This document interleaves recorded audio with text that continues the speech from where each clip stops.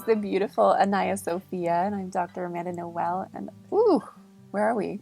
Well, we're in my home in southern France, the old area of Occitania, very famous for its divine feminine constant influence and invitation, and possibly a place where Mary Magdalene came after the crucifixion, and definitely a place of where the Cathars lived and breathed this sacred marriage. And I think that's why you and Jack are here. You've been drawn. Yes, we have been drawn. And the Temple of Isis supposedly was standing on Rennes-le-Château, and I know both you and I have that lineage with the Egyptian and a lot of sacred feminine energy. So of course you're here. Of course I found you. Anaiya Sophia, who I thought lived in England, because I don't know. I mean, you're British, and I go, shit, she's around the corner. Of course I'm going to reach out and see she's free. And I ended up having this amazing, transformative time, 2 weeks. And I'm so excited to have you share some tidbits with these beautiful women and gentlemen who are here. Well, even when we were emailing, I saw the Dr. Amanda and this twin flame matchmaker. So I was, yes, we'll have those stay at the house. Yes, please. This is soul family. So I guess, what's turning me on at the moment is this call to restore the temple. This is what's really lighting my fire. Am I able to move through my human fears and uncomfortable feelings to be able to really show up for the purity of how my soul remembers the temple space, and bringing the men into the temple space? Am I going to wiggle just because they're there? Because, holding the temple space for women now is very easy, very comfortable and very wholesome. Am I able to bring the men in? So even you being here, you have experienced me move from that, I'm not sure, to it's okay. It's time. It feels great. I'd like you to share a bit about Sacred Body Awakening, and the key word that you just spoke was remembering. And I love that energy of just, there's a sacred body of work and it's coming through, and I feel like Sacred Body Awakening is something that you've crafted from your soul that is restoring the bonds of the divine feminine through women, and now you're evolving it to this next level. And I'd love you to share, because I know personally I get these downloads of what to do and I go, oh shoot, how am I going to do this? Because it's not even maybe going to be deemed as normal, and sexuality, sensuality, that doesn't belong in the church or the temple. So how have you discovered these beautiful bodies of work and gotten through those blocks? Well, it's called a continual yes to the leaps of faith that it just keeps on asking.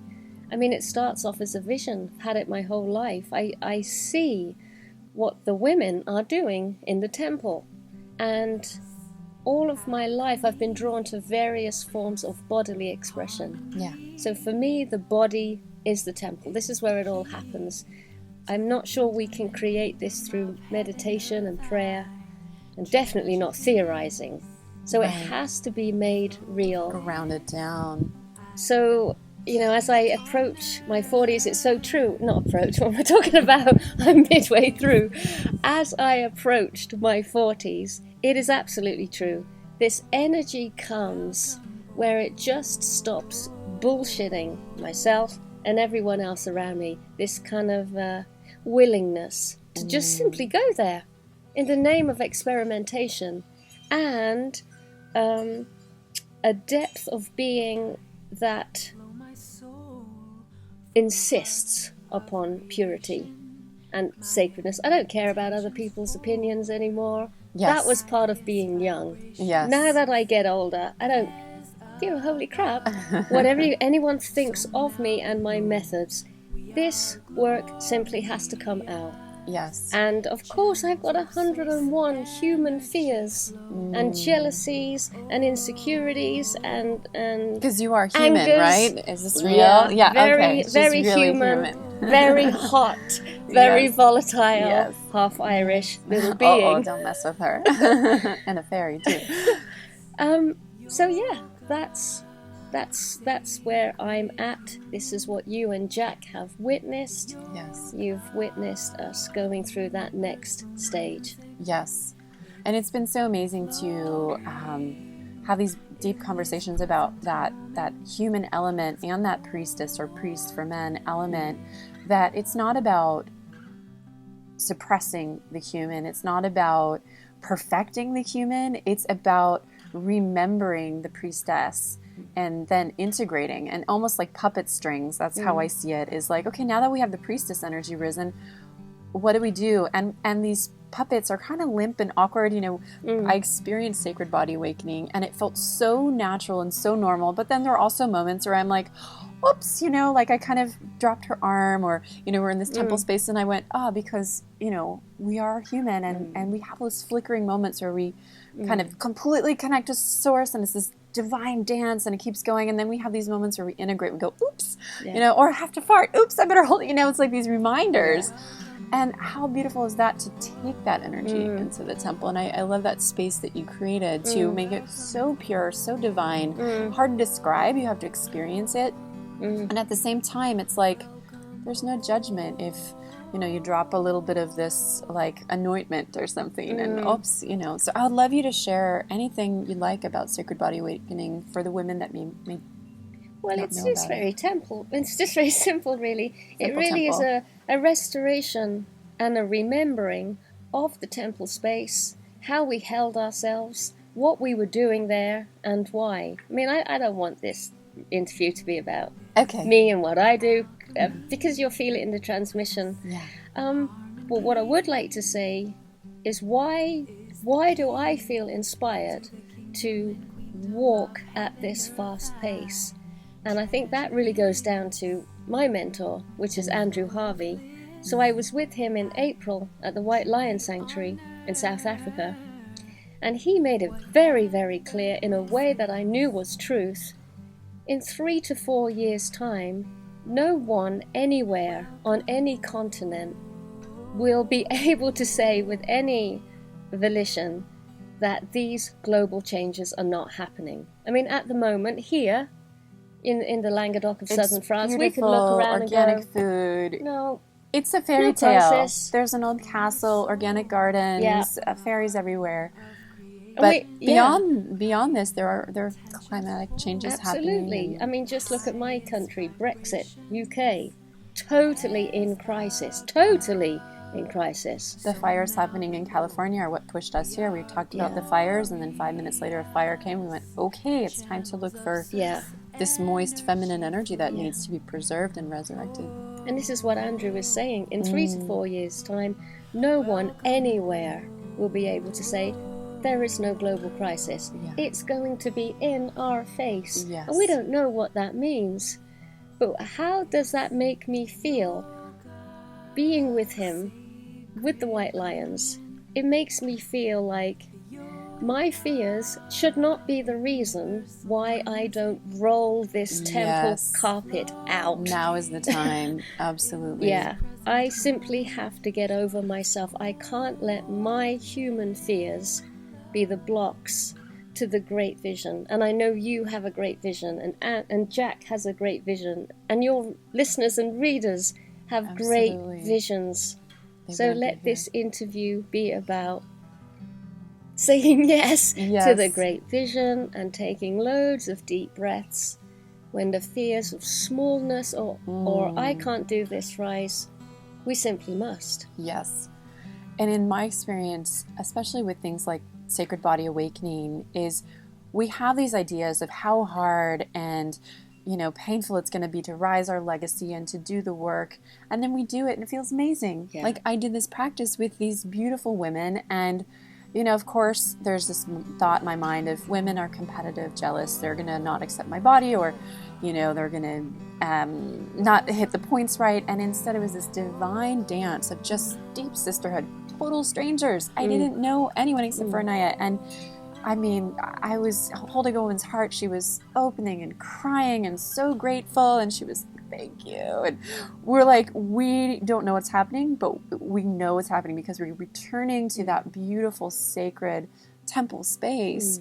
And so the human mind goes, I don't know what's going to happen. This is going to be maybe a little sketchy, or, you know, but when you're in the space of a priestess who's creating that clean sanctuary, then we can go back in and it feels like heaven. It doesn't feel scary. Even, you know, areas where, I mean, is it okay to say the word nipple here? I mean, I had like full massage and like by a woman totally non-sexually, just, and I did the same too. And it was like, oh, I almost feel like, you know, I used to suckle on my mother's nipples and it was totally non-sexual. And here we are returning to that space and clearing all the memories of times where, you know, I was over-sexualized. And it's just so profound having that level of sacred body touch where there's sensual. And yes, there is the fire of the sexual, but it's not that penetrative piece. So I just wanted to share that those fears that we have of how is this going to look, this is, you know,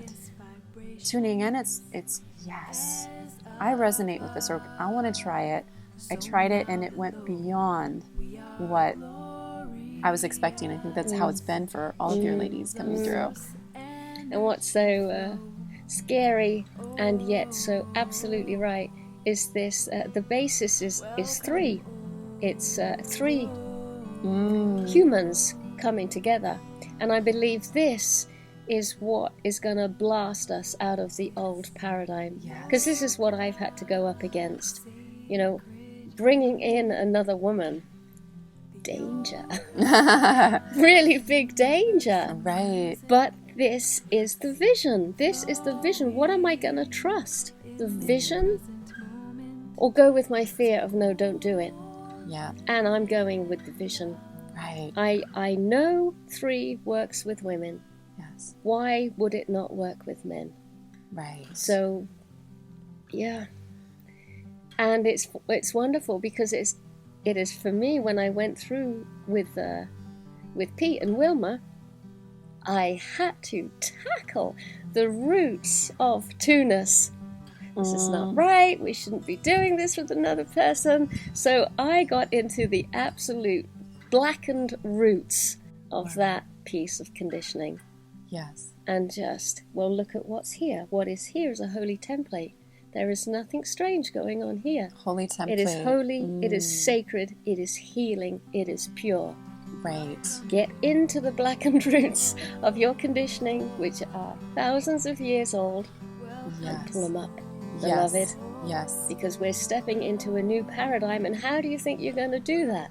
You're just going to shimmy your way in without any awkward feelings? Yes. Or are you going to pull up roots? Yes. And I love that you go in and create the sacred space first. It feels safe, sacred. My own integration from this is I have been terrified of doing some temple priestess work, releasing shame on the yoni, and I actually found one of your books about Kadoshka in your library. And it's funny, this little thing of like 6 years ago before I got arrested, I was so free and I was like, I'm going to do Kadoshka readings. I don't know about Kadoshka, but it's these yoni pictures. Yes. And I was like, I feel guided to read women's yonis, say your beautiful yoni affirmations, and paint a picture. I only paint flowers. I'm like, perfect.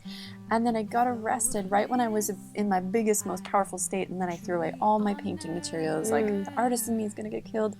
And so I'm ready now. And I see that I hadn't created that powerful, sacred space. And I think also having my partner is really grounding that energy. And I love how Pete, he's holding the space, whether he's in the room or if he's in the cave down the road. It's so cool to have our men so that we feel protected and really grounded in that. So I'm watching you kind of step into the fire going, oh shoot, you know, she's going, she's my big sister, I got to do this too.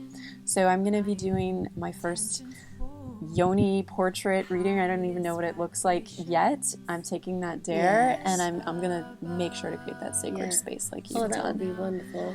So much, so intimate, so much trust amongst women. This is amazing. You're offering such a deep healing. I mean, I did Brazilian bikini waxes and you're trained to kind of look the other way, but you're putting wax like centimeters from this like very sacred area, and you're just talking like, oh, hey, how's your day? Are you going to go to the beach? And what do you know? And it's like, why not blend the sacred energy And instead of like letting that shame be there, just bringing in the energy. So Yeah. I'm ready to tie it Oh, together. very excited. Yeah. Yes. So thank you for walking through the fire and, showing me what's possible. Yeah. Yeah. Well, thank you so much. You want to close up with any tidbit? It has just been such a privilege to have you and Jack here with us. We have constantly interacted and spiraled here, there, and everywhere together. And your presence has been deeply felt by me and Pete. Yeah. And you also, you were pillars, because it was shaky ground.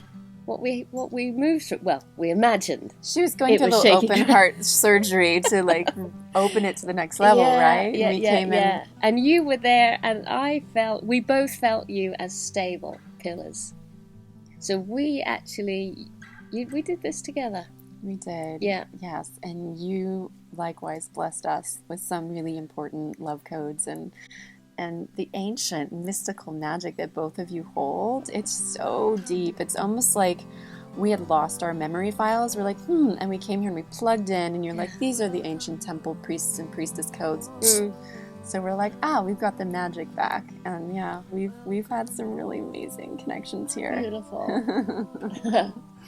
All right, beloveds. Yeah. Thanks so much for joining us. Namaste. Namasko. Amen.